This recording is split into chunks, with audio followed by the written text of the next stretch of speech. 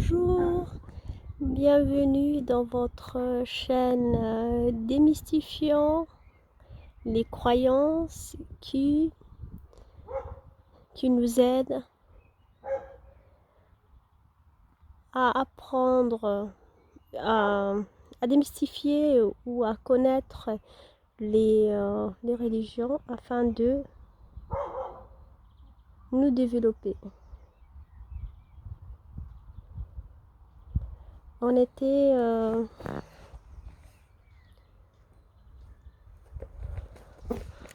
on était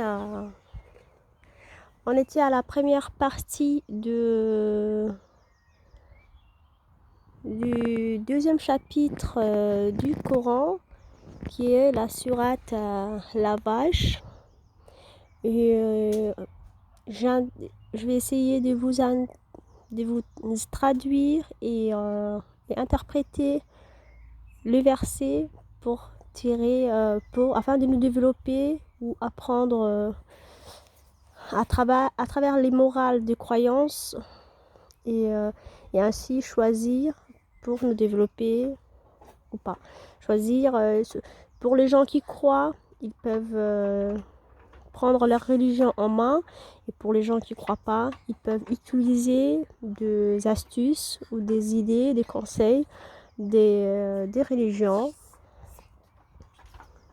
pour se développer, ou même démystifier, savoir les détails, parce que voilà, les détails du livre, des livres religieux, et pour que voilà, les gens qui ont des idéologies ne nous n'orientent pas nos opinions sur certaines croyances.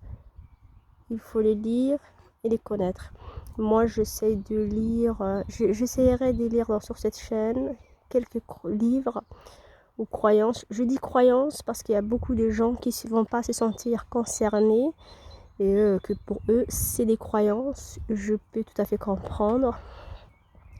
Et voilà, comprendre et puis comprendre pourquoi on peut croire ou ne pas croire, et choisir s'il y a des choses qui peuvent leur plaire.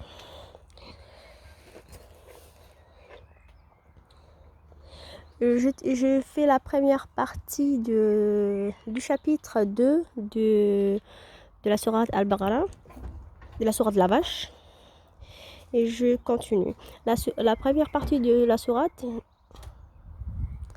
définit le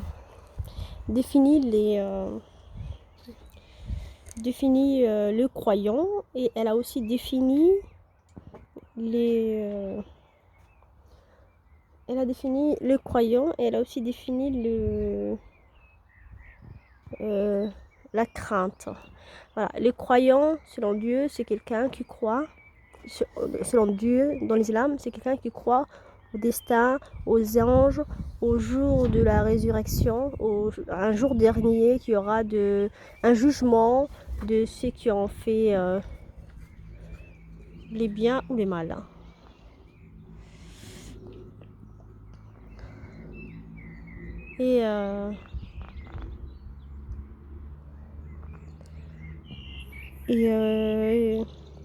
Et puis la crainte, c'est l'admiration de Dieu. Et puis voilà, j'avais essayé de traduire selon quelques compagnons du prophète qui ont défini la crainte en Dieu. Et je vais continuer sur le deuxième verset qui dit que ceux qui ont cru, il est égal pour eux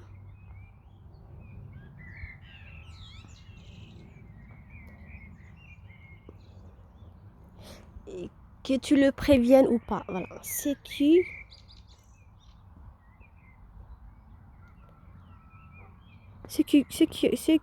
ont cru, il est égal pour eux que tu les préviens ou pas.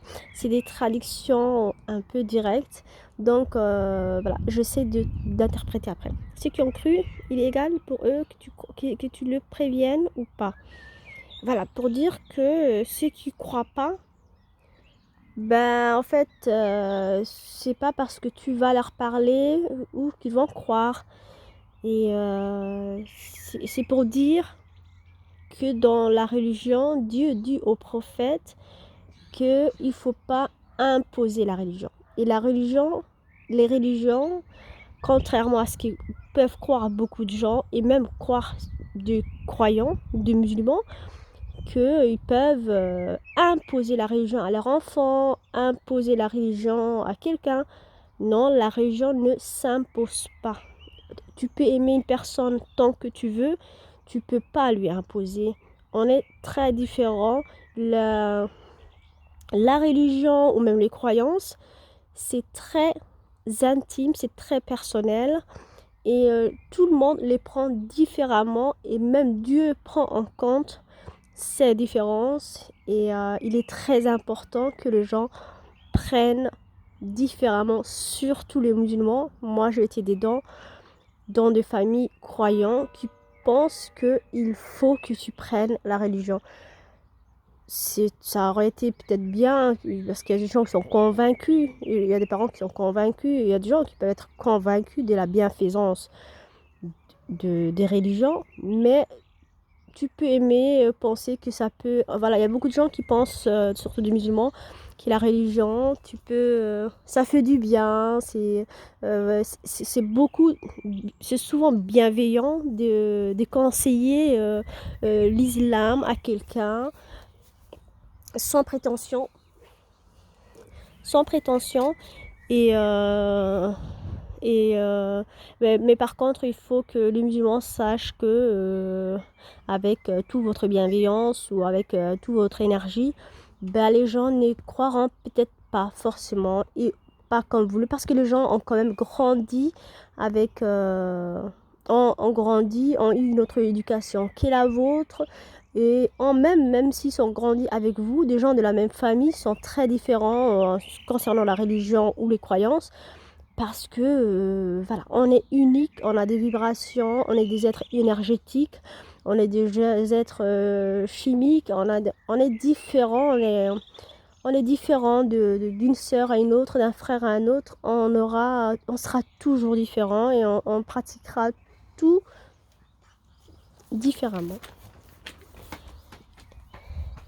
Et la religion ne fait pas une exception. Voilà.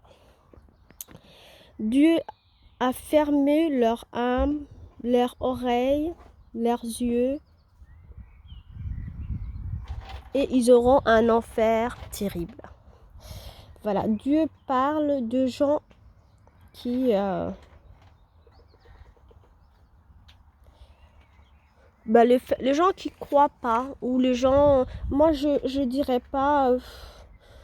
voilà, c'est très facile de traduire. Je prends dans le sens. Hein. Je prends dans le sens. C'est les gens qui font surtout du...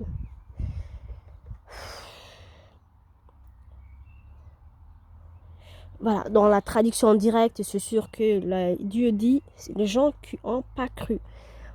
C'est surtout les gens qui auront peut-être, sous prétexte qu'ils ne croient pas à une religion, vont vouloir détruire les gens de cette religion.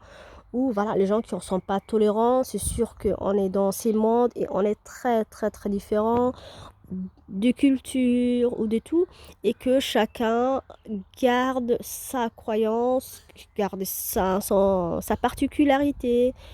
Et moi, je pense que l'essence veut dire les intolérants. Voilà, les gens qui ne tolèrent pas, ben,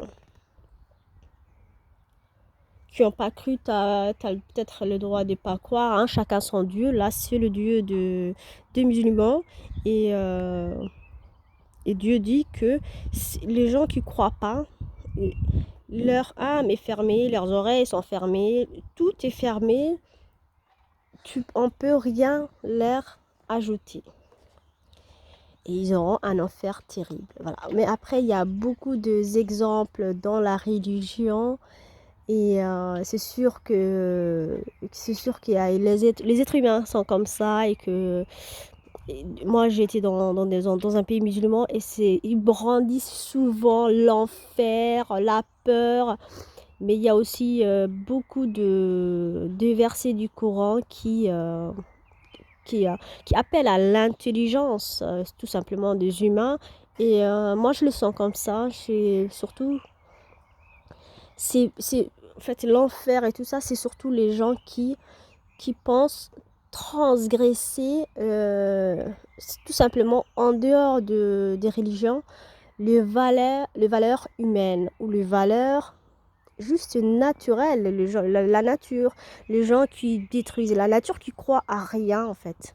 Voilà, moi je traduirais plus comme ça, c'est les gens qui croient pas, qui respectaient pas les créatures, les créations. Parce que dans les religions, en islam, on respecte beaucoup la nature et les créations. Je dirais plus ça, voilà. Ils se sont détournés, je fais une traduction vraiment du mot à mot, et après je vous interprète. Ils se sont détournés de la guidance de Dieu, et Dieu les a détournés. Et Dieu les a plus détournés. C'est pour dire, Dieu dit que, en fait, c'est des gens les gens qui croient pas, c'est des gens qui disent que nous, on croit pas, donc on va faire autre chose, et disent que Dieu veut juste dire que, moi je prends ça philosophiquement, et c'est une façon de dire que si vous vous détournez de Dieu, Dieu vous détourne de lui-même. En fait, voilà, Dieu est fier, Dieu a un ego, hein, on sait ce que c'est l'ego humain. On va pas rester avec des gens qui sont pas d'accord avec nous. Et Dieu, c'est la même chose. Dieu se revendique directement ou indirectement dans la religion que voilà, tu te détournes, ben moi je te détournais plus en fait. Voilà, c'est et on remarque même dans les exemples, hein. Par exemple, si tu dis hop, à partir d'aujourd'hui, ce sujet ne m'intéresse plus, bah, tu verras que tu vas être à fond dans un autre sujet. Et Dieu juste dit ça, que si tu te détournes, et moi je t'aide encore plus à te détourner de moi-même. Et bah, Dieu, en fait, il dit, il revendique que il est fier, il est sûr de ce qu'il t'apporte, et que si jamais toi tu veux pas, bah tu vas juste être ailleurs, mais voilà. Reste à savoir si tu seras plus heureux ou pas, mais juste dit que voilà, Dieu dit qu'il ne gardait pas les gens qui sont pas avec lui, et puis on voit dans la nature que chacun est bien ou est à fond dans ce qu'il aime. Voilà, moi, il y a des choses qui m'intéressent à un moment, qui m'intéressent moins à un autre moment, et je sens que et puis dans la religion on dit qu'aussi on meurt comme on est. Voilà, il y a beaucoup voilà, par exemple, si tu passes ta vie à faire des commerces, bah, les jours que tu vas mourir, bah, tu vas mourir dans les commerces. Si jamais tu passes ta vie à faire du bien, bah, voilà, il faut juste, en fait, dans un principe des croyances, dans la religion, surtout la musulmane, il faut que vous sachiez si à la fin vous allez être bien. Et c'est une morale que vous pouvez utiliser dans votre vie. C'est une morale comme développement personnel, comme vous pouvez utiliser que peu importe ce que vous faites, est-ce que vous serez fier de vous à la fin. Et voilà, et la religion, elle dit ça. Ce qui faisait subir à leur âme les a détournés de leur Dieu. Et voilà, c'est encore la suite pour dire qu'en fait, à force de faire des choses, bah, on devient cette chose. Et voilà, c'est encore un exemple de développement personnel. Là, c'est tourné vers la religion, mais c'est pour dire que voilà, ce que vous faites va vous détourner d'un sujet ou d'un autre. Voilà. Leurs âmes sont exposées à des péchés, plus elles tombent dedans, plus elles reconnaissent, plus entre le mal et le bien. Voilà, c'est pour dire que voilà, leurs âmes sont exposées à des péchés. Plus tu es dedans, en fait, plus tu t'exposes à plus de choses, plus tu sais plus qu'est-ce qui est bien, qu'est-ce qui est pas bien. Là encore, vous pouvez le prendre comme développement personnel pour vous poser des limites en fait. À partir du moment que on ne se pose pas de limites, bah après on ne sait plus qu'est-ce qui est bien pour nous, qu'est-ce qui est pas bien. Voilà, il faut, en dehors de religion, vous pouvez vous poser de principes, de dire ah ça me fait du bien ou ça me fait pas du bien. Bien sûr que la vie est très dure et pour atténuer la souffrance de la vie, on pense toujours à se faire du bien et il faut prendre ça comme principe à se dire, à se donner ses propres limites parce que si on ne se donne pas ses propres limites, bah, on sera moins heureux selon la religion et c'est quelque chose à prendre en considération dans sa vie. Voilà. Plus tu exposes, plus tu dis je vais faire le maximum de choses, voilà, que tu fais pas attention à ta sensibilité personnelle, bien que tu penses que tu n'en as pas, bah, tu sentiras qu'au bout d'un moment, il y a des choses qu'il ne fallait pas faire, que tu as faites et qui va complètement te changer. Et que tu n'auras plus la même sensibilité et que tu vas peut-être t'enfermer dans un schéma, dans un destin que tu ne souhaitais pas pour toi-même.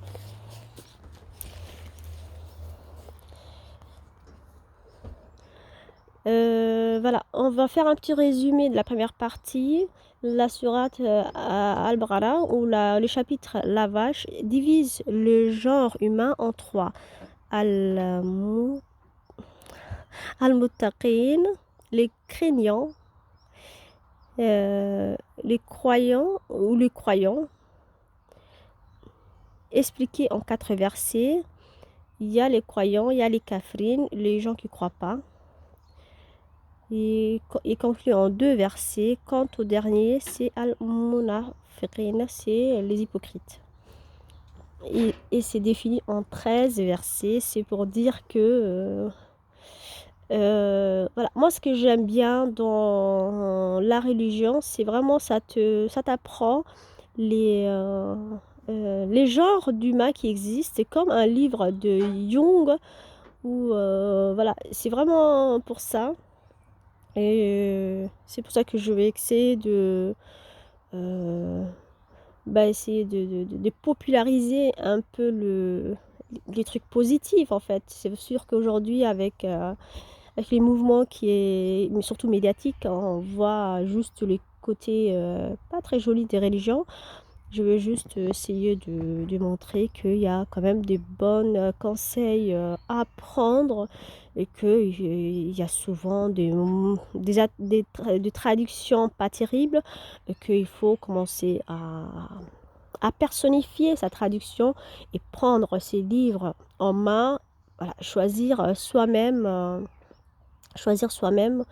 euh, ce qu'on peut prendre ou pas et des lire en fait. Il ne faut pas qu'on soit des ignorants, qu'on lit à notre place, que voilà, s'il y a un sujet euh, voilà, qui est diabolisé ou qui est parlé comme ça, avant d'avoir une idée arrêtée, voilà, c'est mieux de lire soi-même ou de voyager et de voir vraiment comment vivent les gens et voir que c'est vraiment différent. Et comme ça, on va pas être des aînés ignorants comme les gens qui font du terrorisme, par exemple, qui vont aller parce qu'ils ont une idée sur une population qui peuvent aller le tuer ou voilà, c'est dommage. Et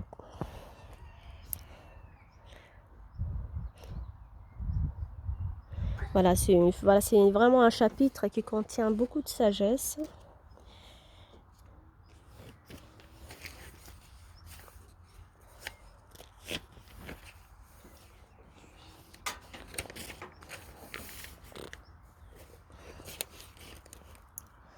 Voilà, dans nos leçons précédentes, Dieu nous a défini les croyants, les muttaqin, les croyants, les non-croyants et les hypocrites. Il nous a ensuite indiqué, il nous a ensuite indiqué les non-croyants de verset. Dans cette partie, il nous définit les hypocrites en 13 versets. Les taqwa est une grande chose. Les prophètes de Dieu, le dernier prophète de Dieu, Mohammed, une personne ne peut atteindre les taqwa. Voilà, les prophètes définissent ce que c'est les taqwa. Les taqwa, c'est, moi je dirais, au sens littéral, je pense que c'est la crainte. Et au sens personnel, je dirais l'harmonie, l'admiration. Parce qu'en fait, c'est trop cru, en fait, les termes. Dans les religions, c'est pas... Moi, j'ai pas envie de faire particulièrement une propagande de la religion. Je veux vraiment savoir... Je veux vraiment qu'on s'approche d'une vérité que de s'éloigner avec des idées. Et j'ai juste envie de connaître même moi-même la vérité et de donner ma propre interprétation afin de m'éclaircir moi-même et d'éclaircir s'il y a des gens que le sujet intéresse. Je pense que voilà, je pense qu'il y a beaucoup qui sont intéressés.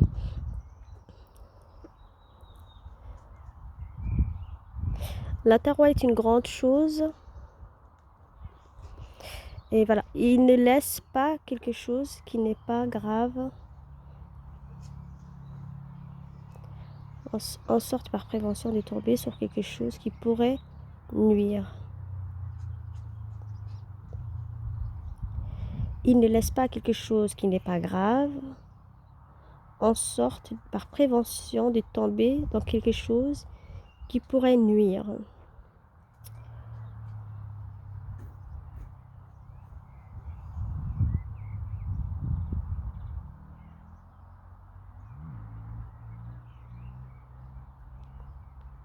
Quelqu'un qui a la crainte de Dieu ou qui pense à la morale tout simplement, c'est quelqu'un qui ne délaisse pas quelque chose qui n'est pas grave.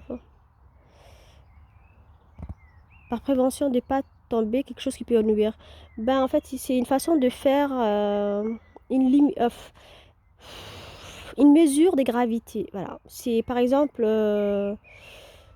tu délaisses quelque chose de pas grave. C'est-à-dire, voilà, tu es dans une situation et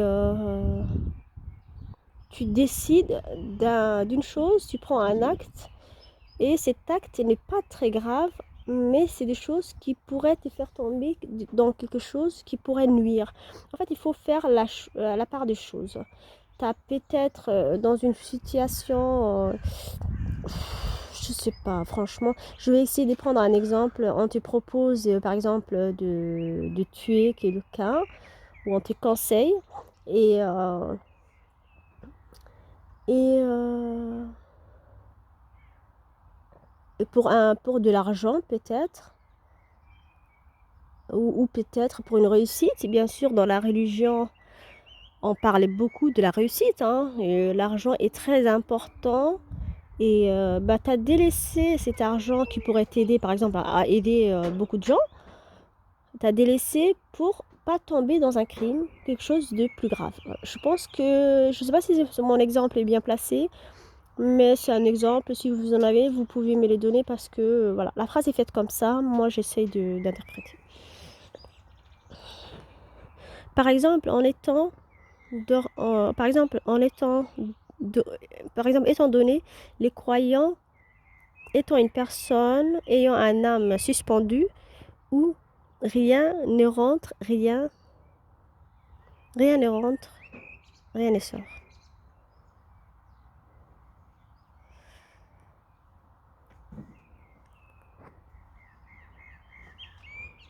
Là, je suis désolée. C'est une traduction un peu directe et je l'ai pas compris moi-même. C'est voilà, c'est peut-être c'est une définition du non-croyant et dire ça sert à rien de faire de donner beaucoup d'efforts à imposer une croyance à quelqu'un parce que de toute façon voilà, la personne a sa propre destinée, sa propre personnalité et Dieu lui a donné la liberté. Voilà, tu dis ce que tu penses, mais tu imposes pas. Voilà, je déconseillerais fortement tous les gens qui ont des enfants ou qui ont, de vraiment respecter la différence. On est différent. Malgré que c'est notre propre enfant, ben c'est différent et qu'on ne peut pas les imposer. Et voilà, vous allez m'excuser, c'est un enseignement, j'essaie de traduire, voilà, c'est pas toujours... Parmi les individus sont ceux qui disent nous croyons en Dieu ou au jour de la résurrection, mais rien ne sont parmi les croyants. Voilà, c'est en fait là Dieu est en train de définir les hypocrites. Et les hypocrites, c'est des gens qui vont te dire ah bah nous on croit, on est comme vous, on fait la même chose que vous, alors que non. Ils trompent Dieu, ils trompent ceux qui croient, mais ils trompent que leur personne, mais ne sentent pas. Et c'est exact, c'est ce qu'on disait tout à l'heure, en fait, c'est quand tu t'enfermes dans un truc et après que tu n'y arrives même pas à sortir. Les hypocrites, c'est des gens qui s'enferment dans un mensonge à penser que c'est le seul malin. Ils pensent que voilà, ils sont en train de mentir à tout le monde et que personne ne se rend compte de leur mensonge. Mais ils ne se rendent pas compte que le premier qu'ils trompent, c'est eux-mêmes. Parce qu'à force de dire ah, je suis comme toi à l'un et ah, je suis comme toi à l'autre, lui-même, à la fin, il sera un peu paumé parce qu'il ne saura pas dans quel camp il se situe. Et Dieu dit juste que les hypocrites,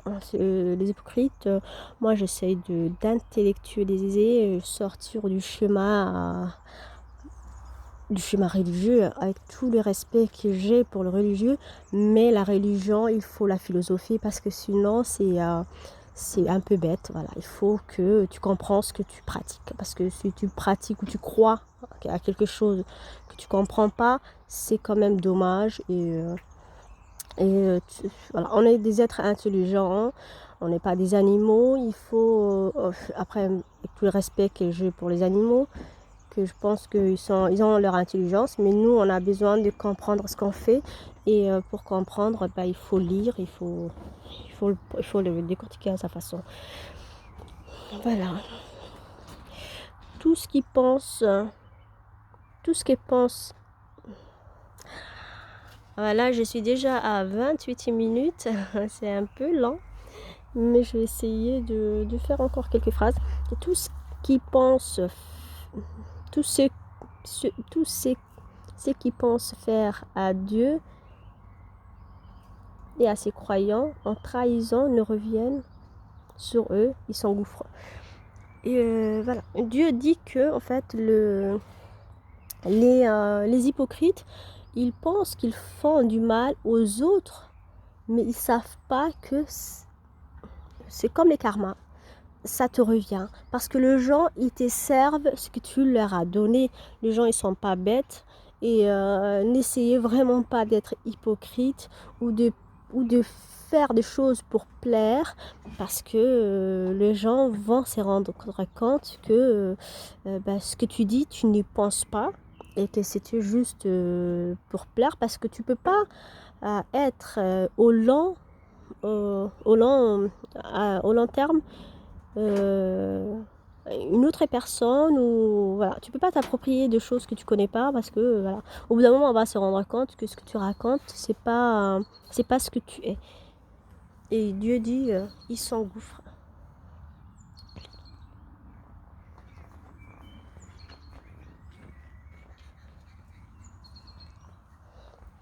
Dieu dit, il s'engouffre, voilà. Bon, voilà, je vais essayer de rester là pour aujourd'hui.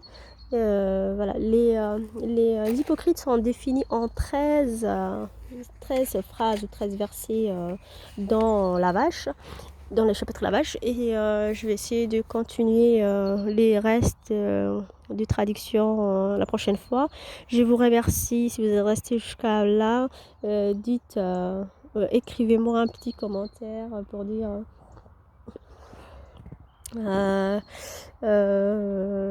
restant ayant des principes, ou voilà, parce que moi c'est quelque chose que j'aime bien, que voilà, qu'on ait des principes et que qu'on se positionne, oui, clairement.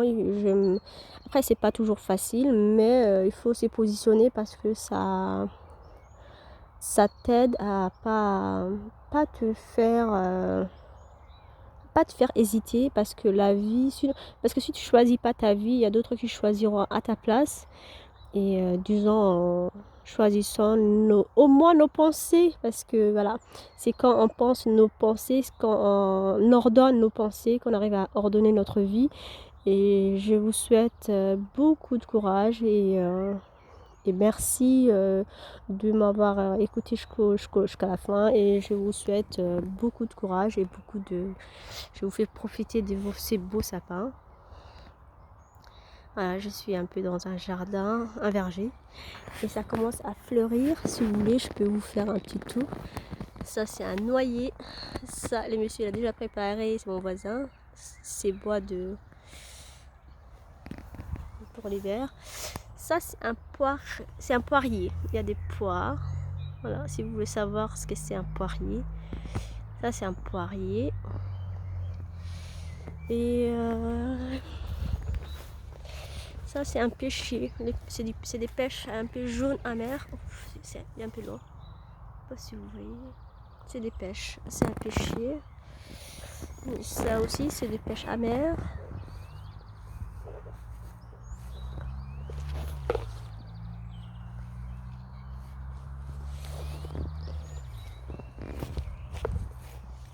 Et ça, c'est un lilas. Il va bientôt fleurir. Vous voyez. Oh, est-ce que ça sent super bon. Bah merci, au revoir. Je vais essayer de vous faire découvrir un peu plus les vergers. Sinon, il y a un arbre que j'aime beaucoup, qu'il faut quand même que je vous montre, parce que ça, c'est un coin. Colassier, je pense qu'on dit ça. Ça, c'est un coin. Voilà, ils sont comme ça. Si vous pouvez les prendre en photo, si vous voulez, comme ça vous essayez de les connaître avec l'application Plantes Vertes. Moi, j'aime beaucoup les arbres.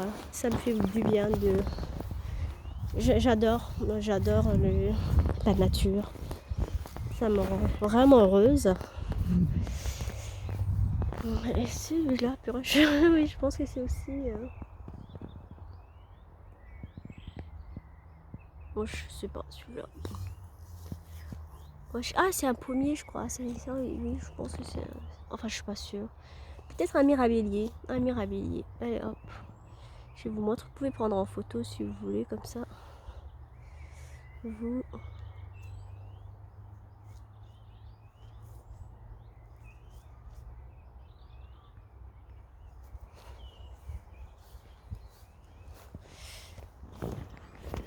Et ça, c'est les beaux cerisiers.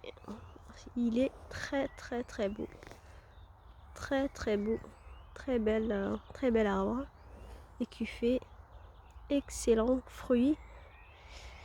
Il fait ça, c'est des cerises noires, ce qu'on appelle. C'est en violet foncé. Et l'arbre est magnifique. Et voilà, c'est le verger de mon voisin. Il y a tout plein de arbres. Je vais essayer de vous présenter un peut-être un jour. Et je vous remercie, au revoir, pardon.